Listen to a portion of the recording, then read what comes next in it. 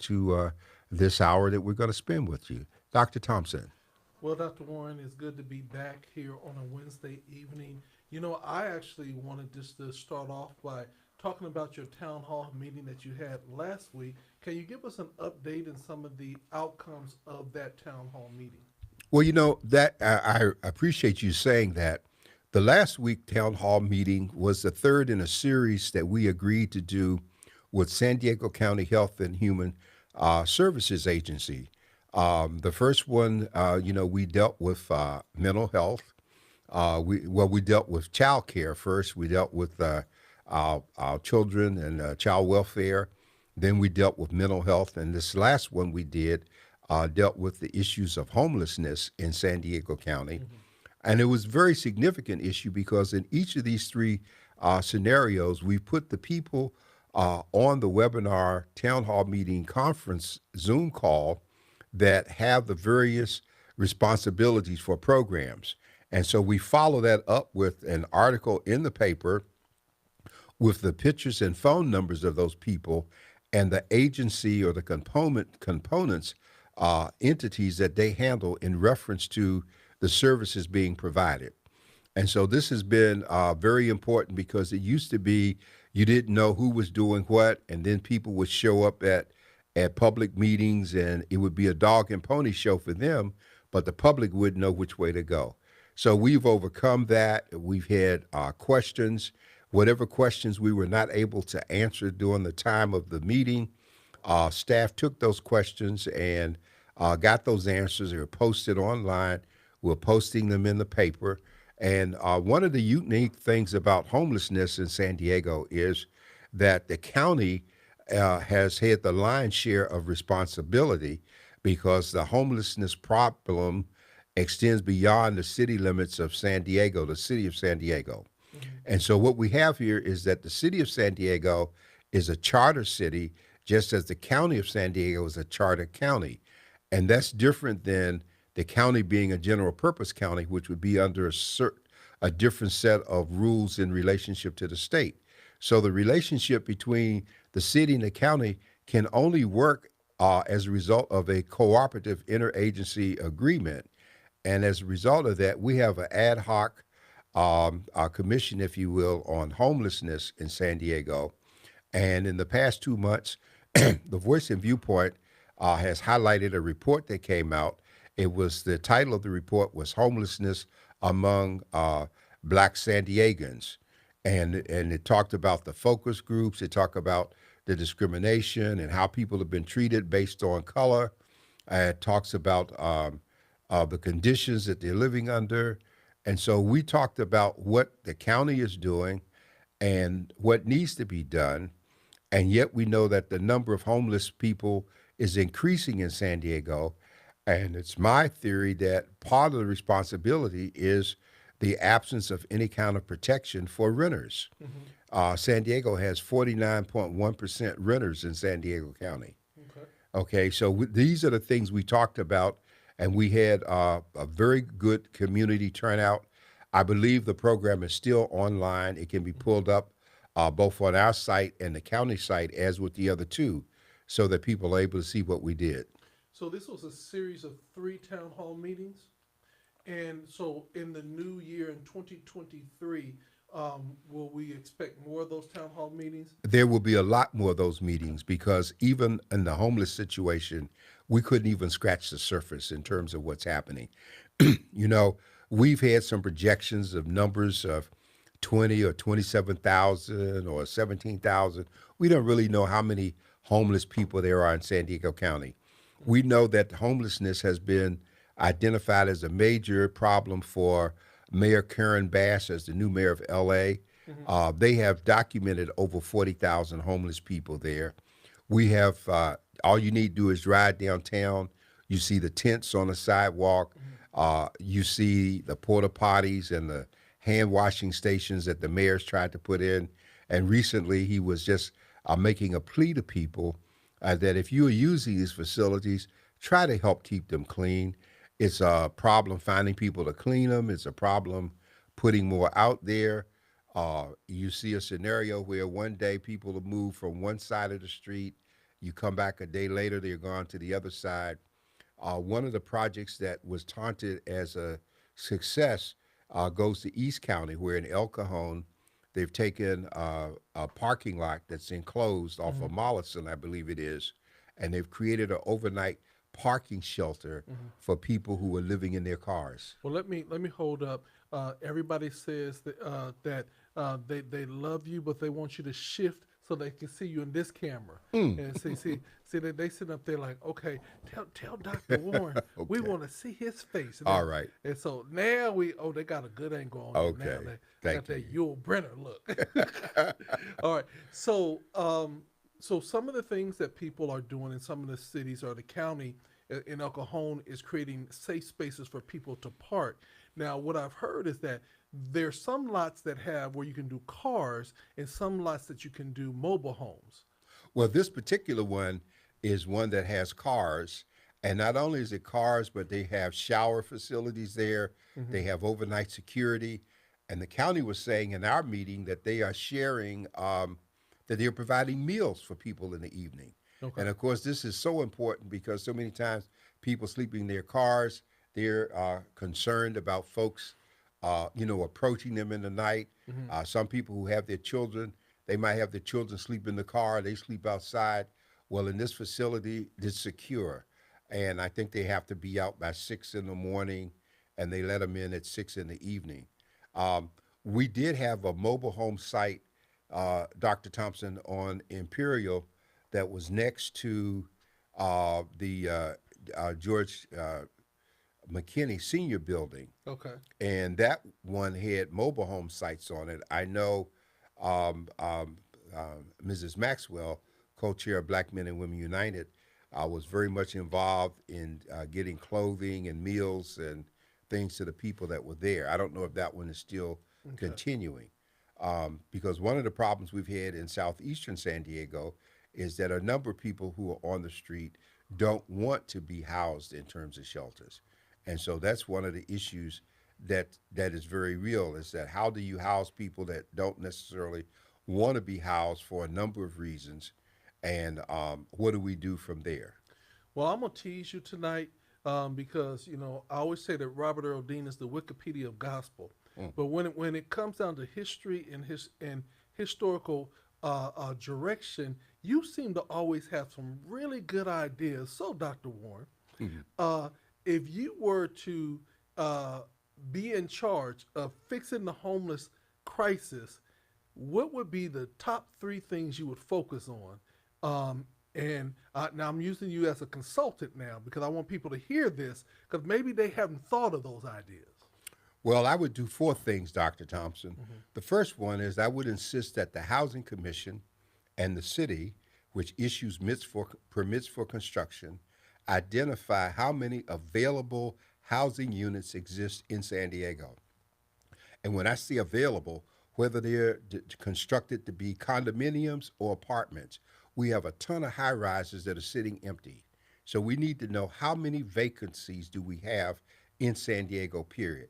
Now, that's a separate standalone question. The second thing I would But do, let me ask you a question. So you're saying at this point, San Diego government, mayor, and everybody does not know how many real true vacancies we have in the city?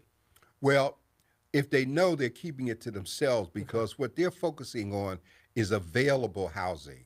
And affordable housing.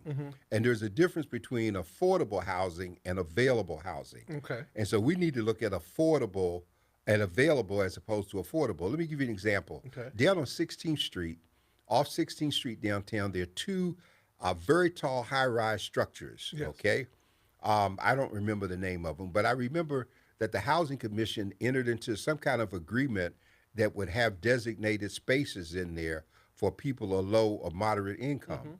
Well, what those people did was they decided that they were going to create a side entrance for the people who were the low or moderate income residents, and that they were going to block them from using such facilities as the pool Yep. or the rec room or whatever. So they were going to have segregated housing in a luxury structure. Yes. And so when this came to the attention of the Housing Commission, they were forced to reverse it. I believe that we need to have a form of rent control in San Diego County. And with rent control, we will get out of what has happened here, where rents have been raised coming out of the pandemic. People have been evicted for all kinds of frivolous ideas. We're going to renovate the unit, and they start making them prove they're going to renovate the whole structure, and they're kicking people out. And if they kick them out, then they can charge whatever rents they want to when they bring them back in, when they open it up for the new tenants. Okay, so number one, have the Housing Commission give a report on the available housing here in the city of San Diego, apartments, condos, whatever it is going to be. Right. Number two, you're saying that that we should have a form of rent control. What does rent control look like? Well, rent control, and they have it in other places. I come out of D.C. where we had rent control. And what it did was it fixed the rule on when and how much rent can be increased on a unit. And it had a lot to do with how long people have been in the unit, how much they could increase it. And so it wasn't like here where some people have had increases of $200 or $300. We saw recently in National City where they have that Paradise Village Senior project that they did something interesting. I think it was back in August. They announced that if there were two people, like a couple, renting one of those units, they were already luxury retirement facilities with everything there, meals and all of that, probably costing people $4,000 or $5,000 a month. Well, they decided that if it's two of you in a building, whether you're married or roommates, we're now going to impose $1,000 rental charge to the second person. Oh, wow. So this is crazy. And so we need to get this under control. And I've shared before that 49.1% of the county residents are renters. Now, the other part of this, But let me ask a question. So what you're saying is with rent control, and we would have some control on how much they can increase it. But what about the starting rates and the starting rates? How do we control where rent starts at? well, you see, the starting rate, that's the importance of it. With rent control, they're able to raise the rents on units that have been vacated, but there's a limit on how much you can raise the rent over what the previous tenant was paying. Okay. So if you had a tenant that had been in a building, say, for 15 years, and they moved or died, you couldn't just, at the point that they left, come in with new fair market value, which might be, if they were paying, say, $1,200 for a two-bedroom unit and they died after 15 years, now you got a vacancy and you're looking at the market and saying, well, for a two-bedroom unit, I can get $2,500 to $3,000. You couldn't do that just because you had a vacancy. There had to be a relationship between what you were being charged, what you were charging for it at first, and a limit on a percentage increase that can go to that unit for whoever comes in next. So let me ask you this. If we went to a form of rent control, would that have to happen per every city, county? How would that election run to impact the largest area? Well, there are two things about it. There would have to be, in our case, there'd have to be a rent control bill in the city, and there would have to be a rent control bill in the county. Now, let me take you back. 4 years ago, we had a measure on the ballot that would have brought about, it was Proposition 10, it would have brought about a form of rent control. But here's what that rent control was geared at. Most of, some of the places already have some form of control, but in this particular case, we had single family units. Because remember, a lot of people lost their homes in foreclosures. Those vacant homes, in many instances, were purchased by investors. And once the investors bought the houses, then they decided what the rent was going to be. And in some cases, people who were desperate to live the way they had lived when they owned a home ended up paying more to rent a house like the one they lost than they were actually paying in a mortgage payment. And so it was discovered when Proposition 10 was written that there was the whatever form of rent control we had from the 1990s, it went to multifamily dwellings, but not single family dwellings, which was housing. And so I tried to encourage the National Association of Black Real Estate Brokers and the community to get behind this event because it would allow people to build equity and go back to possibly being home buyers. Well, the people who were in support of this were outnumbered by the folks who were in opposition. And we had people like the former president of state president NAACP who made a deal with the people who wanted to defeat this measure. And she took all kinds of money and then positioned the NAACP in the state as being in support of opposition. There were all kinds of stories run in the San Francisco Chronicle, LA Times, and different papers about this sellout that took place. So this is important.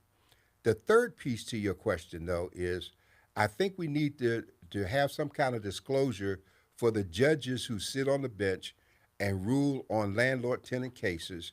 I believe that many of them are landlords themselves. And if they're landlords, unless they do full disclosure, they're not going to fairly vote on anything.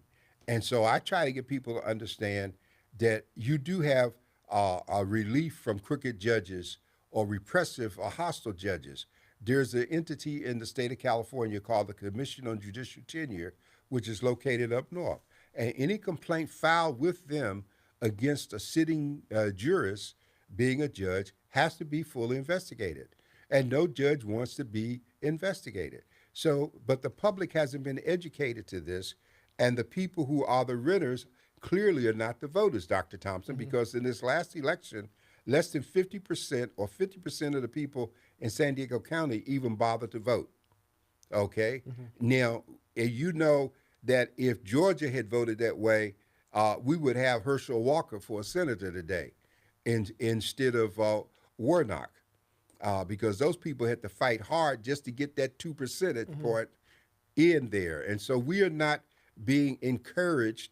And California is a unique place because the independents in California are larger than the Republican Party. And yet we could have retained control of the House of Representatives if we had not lost certain congressional seats up north to the Republicans. And we're a blue state. So people haven't made the connection. So the gist of this is you can't keep talking about homelessness when the pipeline that's feeding the homeless people in has not been addressed. And the very fact that we're sitting on the border, remember, San Ysidro is a part of the city of San Diego. It is not a part of Chula Vista, and it's not a part of National City. And San Ysidro is where those thousands of people are perched waiting for the relief to come with Title 42 so that they can flood into this area. And we already saw what happened out Rosecrans. There was a shelter open, and instead of the homeless people on the street getting it, people from the Ukraine and Afghanistan got the housing, and the people who were already here did not. Okay, so the four things are a form of rent control. We need to check the judges to make sure that they're not landlords, and trying to remember the three. I just blanked on it. You know what I'm saying? Well, I you know, there are four, but it's really a fifth element because it's available housing, so we know what's available. there it is. Okay, in some instances, we've bought a couple of hotels or motels that were no longer being used. We're going to have more brick and mortar buildings that I believe are going to become available, and people are not using them. And some of those things can be converted into housing, like we use hotels like Town and Country during the pandemic to house people who had COVID-19 but lived in environments where they couldn't isolate because there was multiple people living in a unit.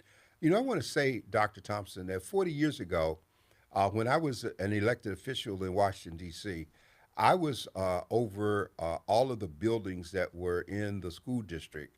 And one of the things I did was the buildings that we closed, that we no longer needed because of decreasing student population, I got the city involved, and we got those buildings turned over to the city.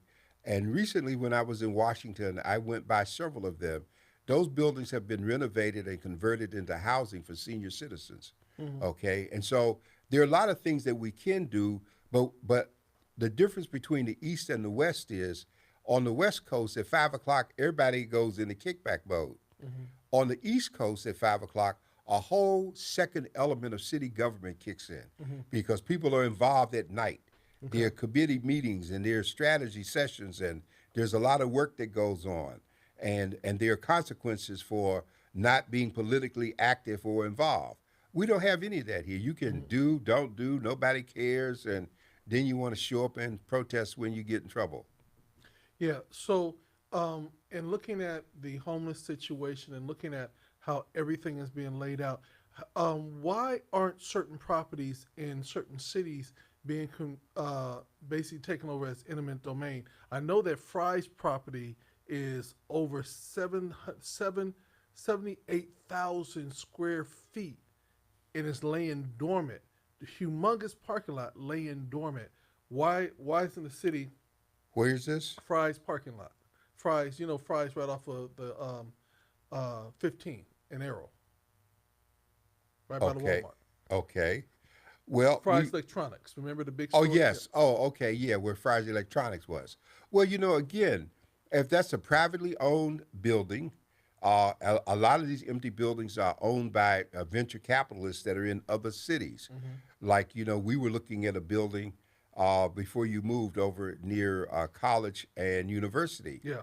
And it turns out that that building has been bought since then by people who are converting it to a plasma location. But when we did the research, the people who own that building were someplace in upstate New York. Yeah. And they were like a shell company that owned a whole bunch of buildings. And so whoever owns that building, they're writing it off in terms of it being empty. Look how long it's taken downtown to take the old library. They finally going in there doing something, but it's right there in the heart of homelessness. It could have been converted into housing, but it's not being, and I don't know who's going to use it. At one point, there was a group from Kearney High School that wanted to put some kind of program in there, and they had raised a lot of money to do that. So we're community wise, we're not staying as involved. The homeless people are still being looked at and looked down upon in many instances, and that's why that report that came out, which I highlighted in 2 issues of the paper, and I'm doing more, talked about how homeless black people are viewed.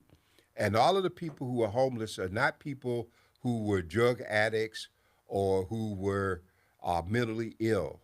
I remember years ago we were interviewing, because we have covered this for a very long time, and at one point I've been very involved with a homeless effort in Los Angeles, where I would go up once a month and meet with their people in Skid Row in terms of what they were doing with all of the various religions coming together and being involved in terms of the homeless issue. So we are not fully utilizing what we have. A lot of money has been set aside for this, both the city and the county. There are a lot of groups with diversity, equity, all kinds of titles that people have. And when you ask hard questions in terms of, are you really reaching folks, they can't always give you an answer. Okay?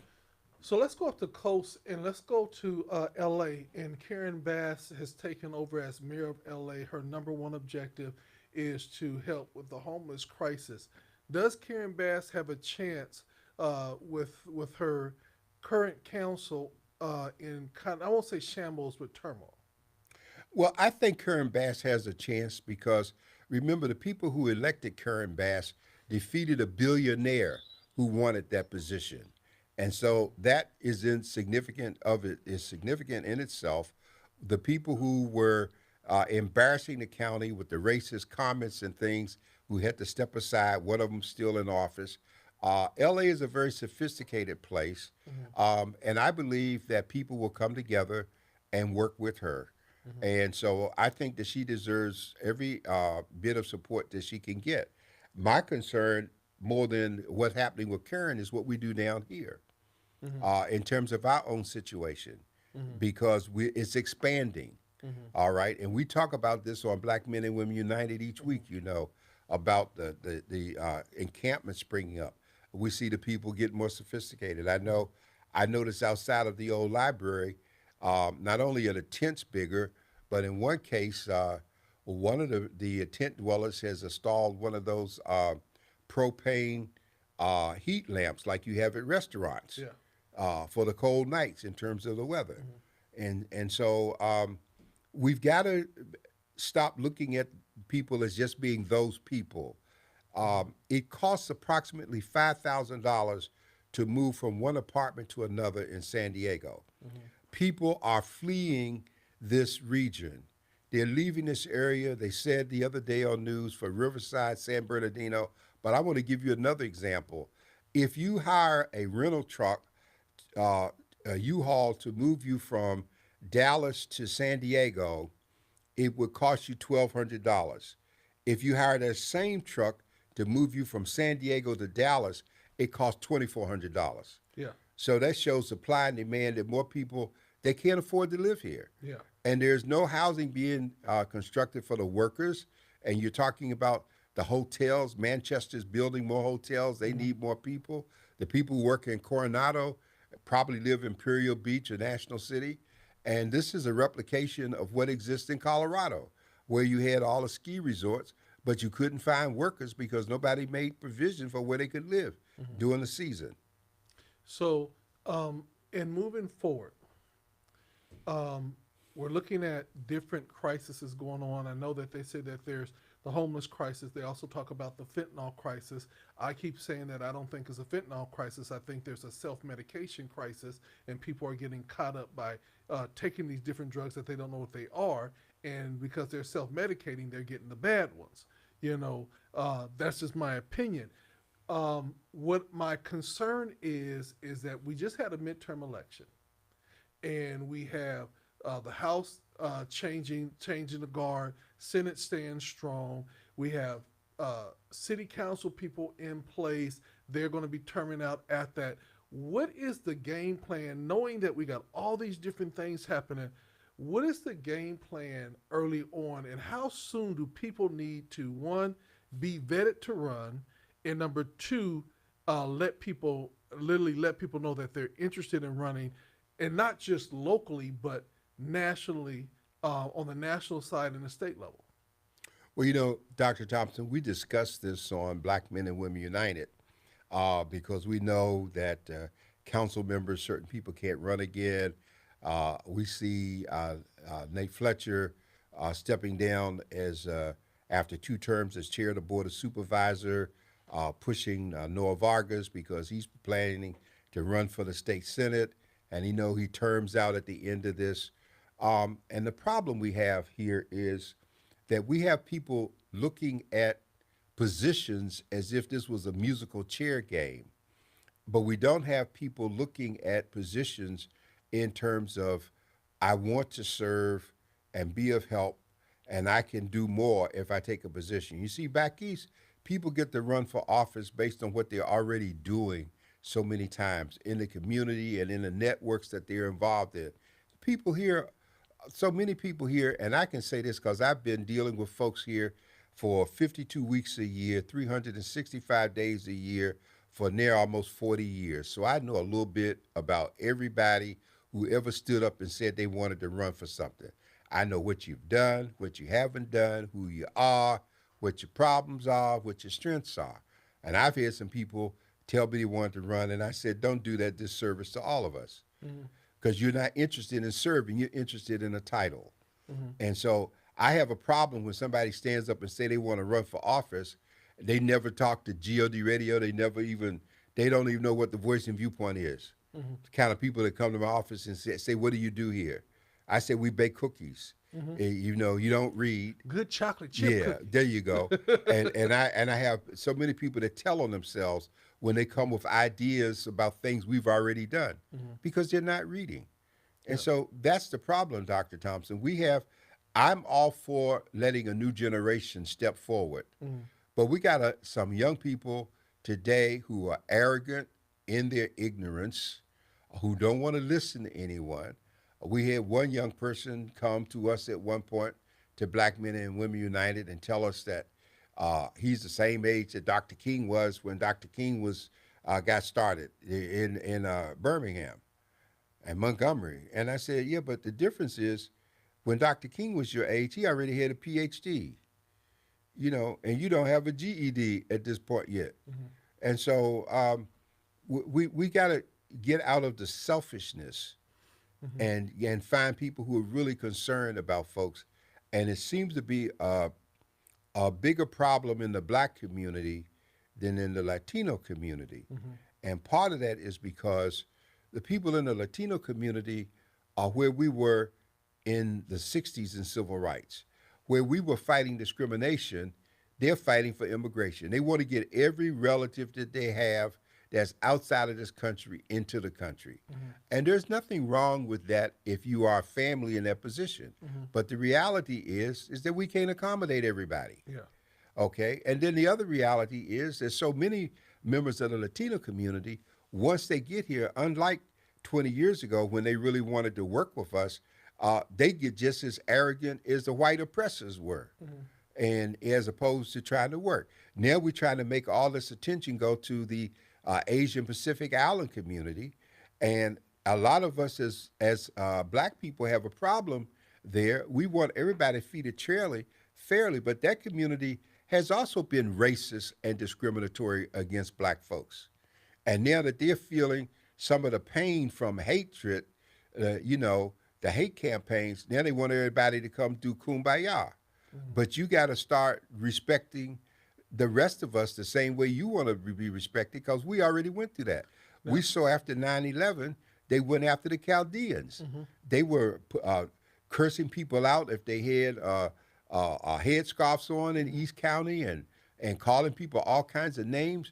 And half of the people weren't even, they hadn't done anything legitimately here. But this was the same thing that we did to the Japanese during World War II. Mm-hmm. If you were Japanese, you were put in internment camp, even if you were born here. So I'm going to ask you this question. Because we hear about prejudice, racism, we hear about people really not showing respect to African American people. What responsibility do we as African Americans have to correct that path? Because some of the things I think are happening now is because we have lost our focus, and we get caught up in our feelings, and we get caught up in the celebrity status. Because we're in California and everybody want a celebrity. Everybody want to be seen and all this stuff with social media. But have we opened the door ourselves for people to come in and show that type of disrespect because of the lack of us being together? Well, Dr. Thompson, we can't demand that others respect us when we don't respect ourselves. Mm-hmm. And there's a lot of us not respecting ourselves. Mm-hmm. We want to curse each other. We want to fight.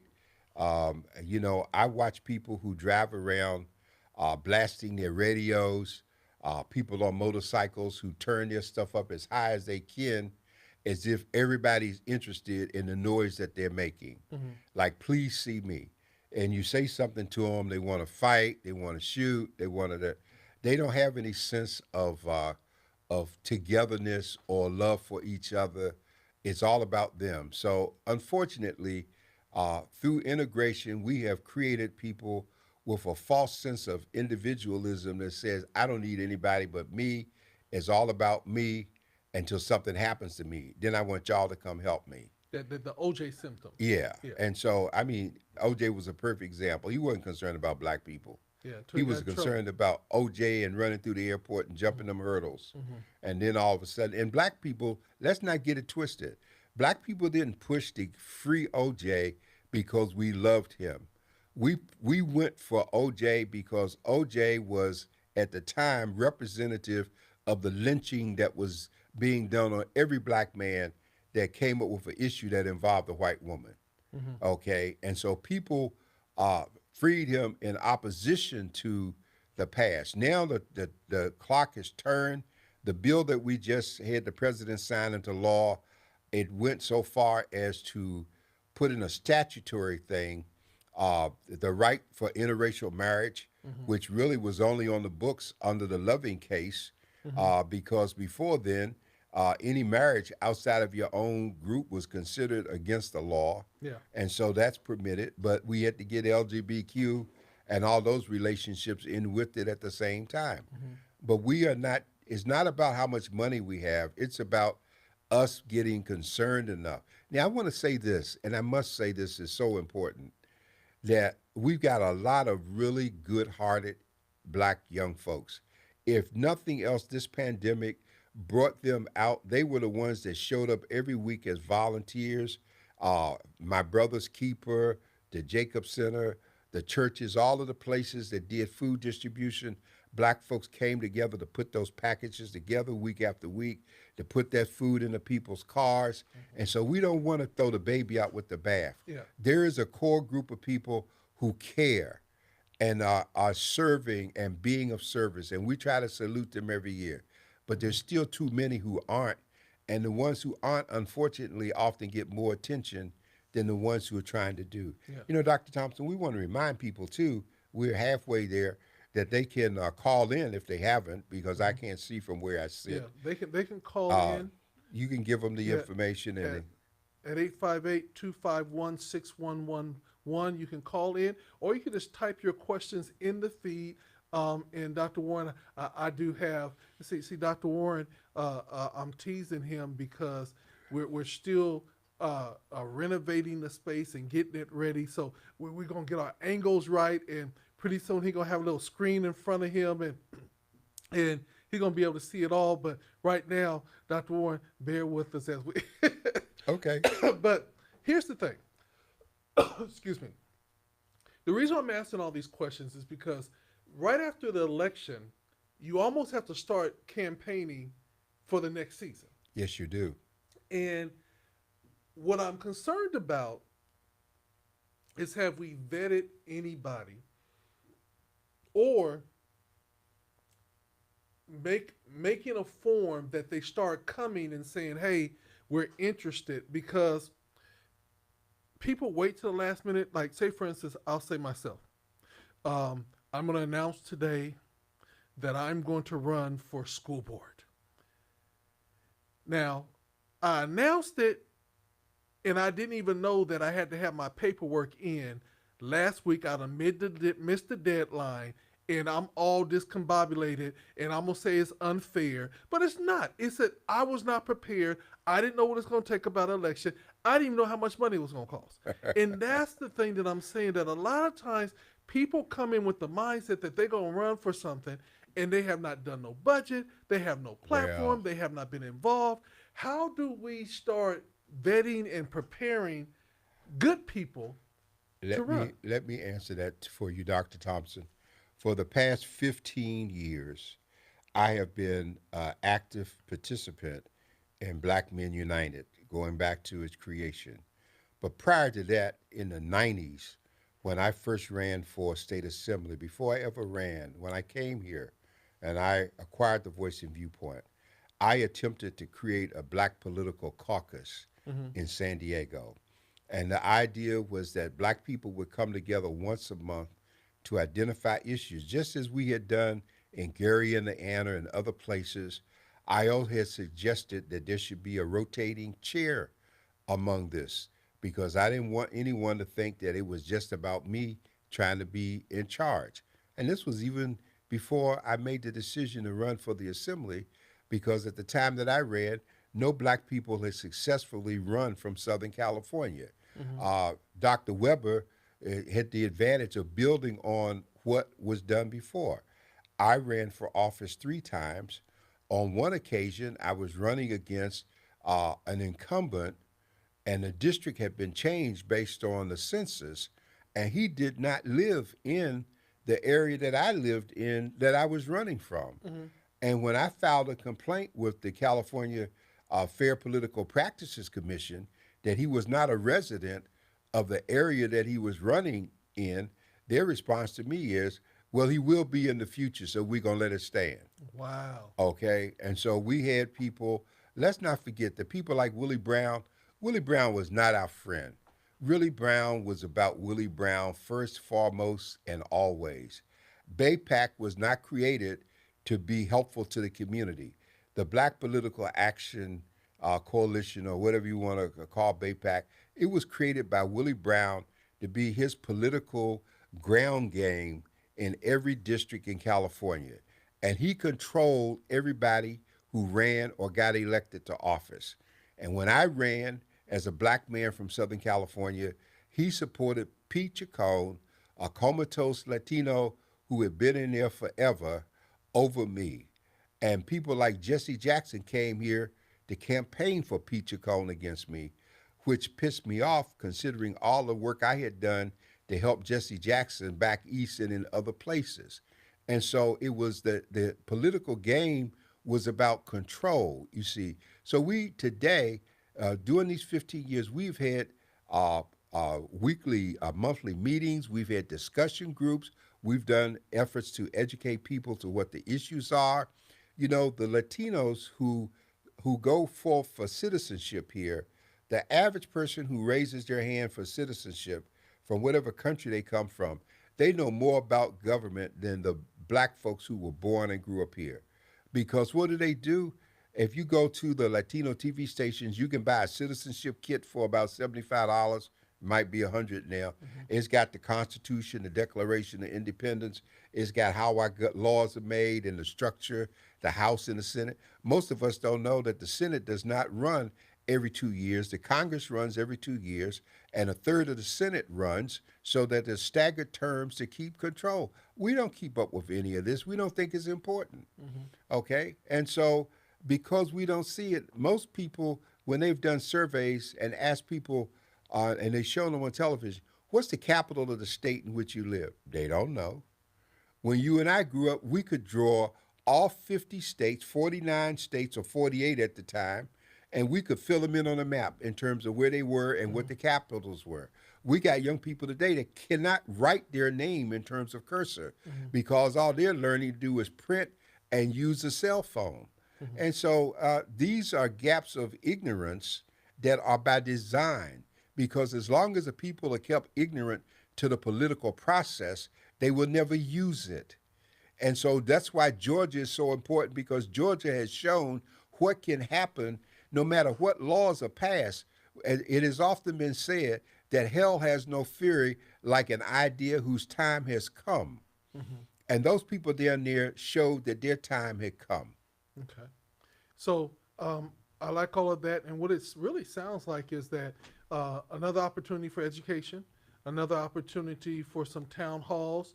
But I think that we have to galvanize people to realize that in this season that we're in now, there's no way that we can sit idle and expect that we're going to be better.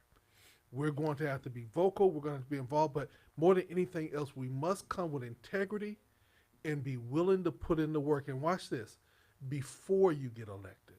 See, there are a lot of people that don't even get active until they want to run. I want to know what you did when you didn't have the job. Well, I think it's even more so than that, Dr. Thompson. A lot of people don't know what the word integrity means. They don't know what honesty means. They don't know what service and sacrifice mean. They don't get it, okay? You know, this past Saturday at Reeves Across America, I spoke at Greenwood, where we put wreaths on the graves of our veterans. And one of the things I did in my remarks is I quoted Abraham Lincoln from November 19, 1863, when he did the Gettysburg Address. In the latter part of the Gettysburg Address, he made the statement about the ground in which the people were buried. He said, we cannot concentrate, we can't dedicate this hallowed ground. Their blood had done that. And we have people today who they won't stand for anything, let alone die for anything. And understand something. Joan Kroc built the Kroc Center on University Avenue. She put about 5 in different places in the country. But at the University of San Diego, she built the Peace and Justice Center. And 90% of the people here have no idea what that means. You see, back east, people have discussion groups. You know, I've flown from Washington to Harvard University in the evening to lead discussion groups on social insurance and income security, and to with people who have been with presidents and out of office, and what do we do for the next cycle when we get the White House, and what are the items and what kind of things do we do? You know, I was there 50 years ago when they created the Joint Commission, the Joint Committee on the Joint Center for Political and Economic Studies.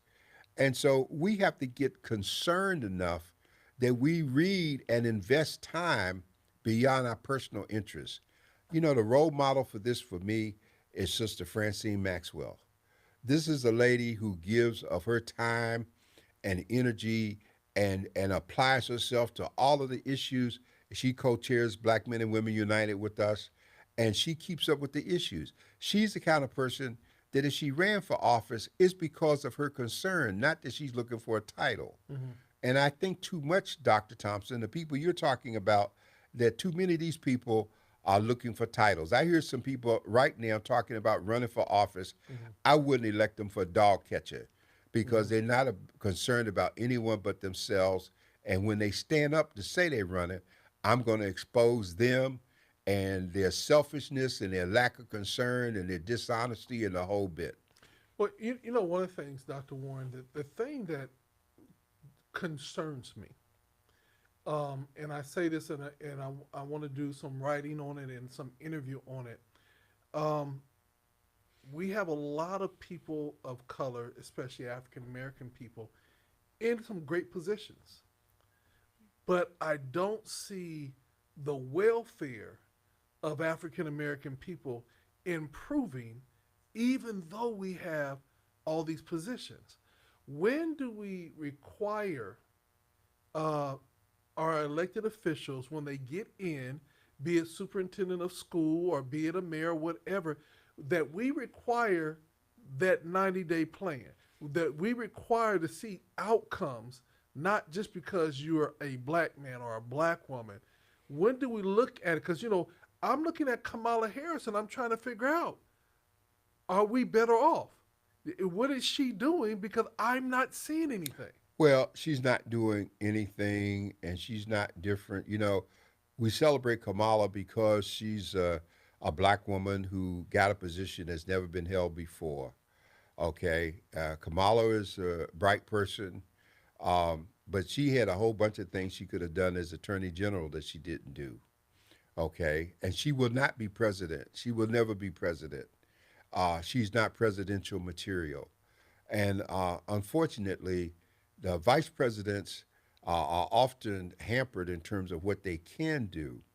You see, Biden was different because of his years in the Senate, and I think he was a good pick for Obama because, in many instances, Biden was blacker than Obama in terms of things that happened. Biden was the one who went to the NAACP annual meetings as a full-fledged life member. Mm-hmm. Obama didn't go, Mm-hmm. you know, but Biden understood the value of that.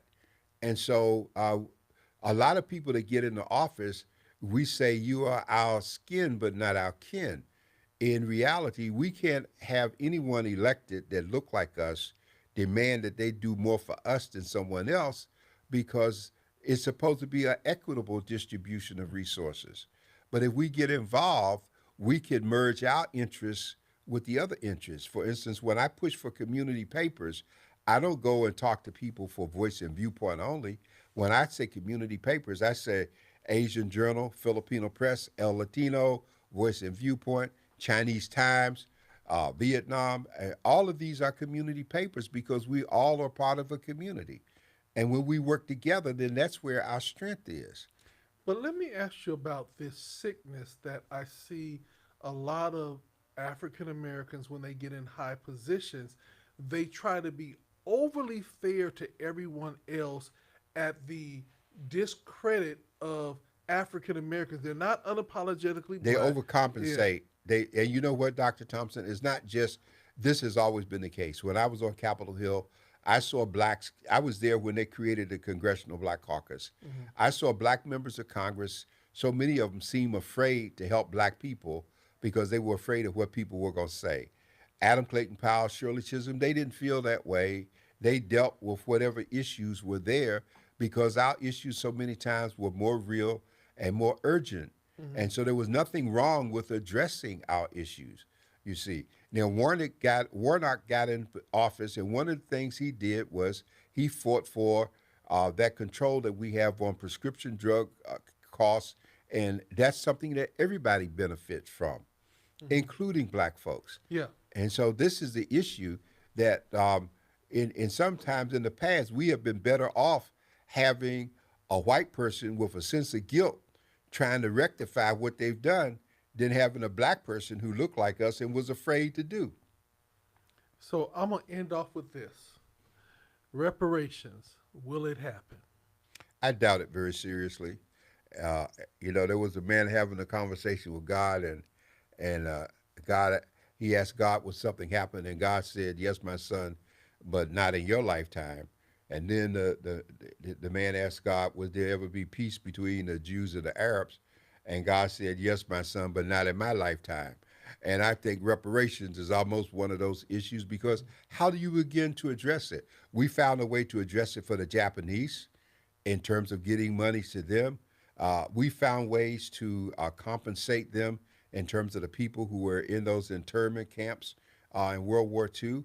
But when we look at us, the number of black folks in this country, descendants of slaves, how do you go back and trace and address something when every effort in the world was made to destroy families, break them up, sell children, sell mama, sell daddy, keep people from speaking the same language, spread them all over? How do you go back and address that? Hmm. Okay. And the 40 acres and a mule was a concept, Hmm. but we gotta, if we want to do better, we gotta do better ourselves. Hmm. We have the trillions of dollars we spend each year, Dr. Thompson, is enough money for us to reshape the attitude of America. Hmm. I remind people that there are three things that corporate America is afraid of, and one of them is not our color.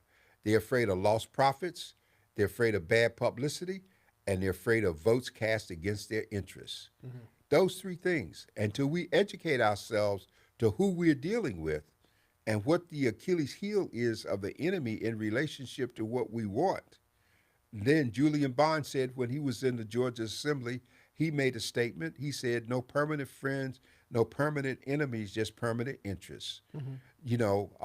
Jesse Jackson came along and made the statement, right wing, left wing, they're both wings on the same bird. Yeah. So we got to be able to understand what we're dealing with, and then we'll see some change. And I think that, like they used to say in business, there's no such thing as a free lunch. Hmm. At the end of the day, reparations sounds good, but the ability, like you said, to track it and who gets it, we're focused on California. Well, a lot of y'all didn't even live in California back then, so you're trying to get reparations because of the color of your skin. I think they would have more luck with trying to identify how much Indian Native American blood they have in themselves that they're able to claim some type of sovereignty to be able to get money for that. Lastly, I want to say this. This is the last show before the Christmas holidays. I want to celebrate the San Diego Voice and Viewpoint for an amazing year, amazing giving year. You guys have given selflessly, financially, information wise throughout the whole entire year. And you kept giving privately, you kept seeing needs throughout the community, and you and the team there has done an amazing job. And I want to say kudos to the Voice and Viewpoint, kudos to your online presence. This year you launched an app this year, and I'm not going to do a year in review because we're going to be back next week. But I just want to say Merry Christmas to you and the entire staff for a year well done. Well, I want to thank you, Dr. Thompson, and you've been a very important part of that. I would encourage everyone this week to read, as of tomorrow, not my editorial for this season, but it's called A Publisher's Statement. And it is a statement that says a lot of what you said, but it also puts in perspective who we're celebrating, why, and how, so that we help people overcome guilt and depression and all of the things that are so rampant at this time of the year because they can't live up to the Hallmark TV moment Mm-hmm. or they didn't have that kind of family or they were alone. And there's so much we can do to reach out and embrace and support people. And so you all have certainly made this a partnership for us. And God radio is the element that's there, and we hope that between us that we will be able to win more hearts, minds, and souls as we go forward. Amen. Well, ladies and gentlemen, we want to wish each and every one of you a very, very Merry Christmas. We pray that you will have time to be with your families. Realize that COVID is definitely real and that we're still encouraging you guys to mask up, to be safe, get vaccinated, and just know that we love you from a community perspective and we just want you to have the best. Dr. Warren, final words. I want you to take seriously the statement just made about masking up. We are still experiencing 400 deaths a day from COVID. That's 2,800 a week is too many. The numbers are up here. Somehow we're deceived right now because with the test kits at home, people are not reporting as they were beforehand when they had to go in to get shots and to get hospitalizations. Beds are filling up. And so let us not think it's over. It's here, but we don't have to. And then we still got people who won't get the shot, won't take the vaccine. You are on the list to be the next guest at the local mortuary because the long haul is kicking in, and the new variants that are coming forth are taking a greater toll on people who have no foundational basis. So, out of love and appreciation, we urge you, if you haven't, get your shots, take the safety precautions, and above all, put God first as you go forward this week. Not yourself, not Santa Claus or your shopping list, but Thanksgiving for who you are, what you have, and try giving of yourself where you don't have dollars to be like the people on television in Jesus' name. And we want to thank you all for tuning in. Make sure that you visit some of the seniors and the people that you know in your neighborhood that might not have any family in your community. Continue to love each other and one another and have a blessed evening.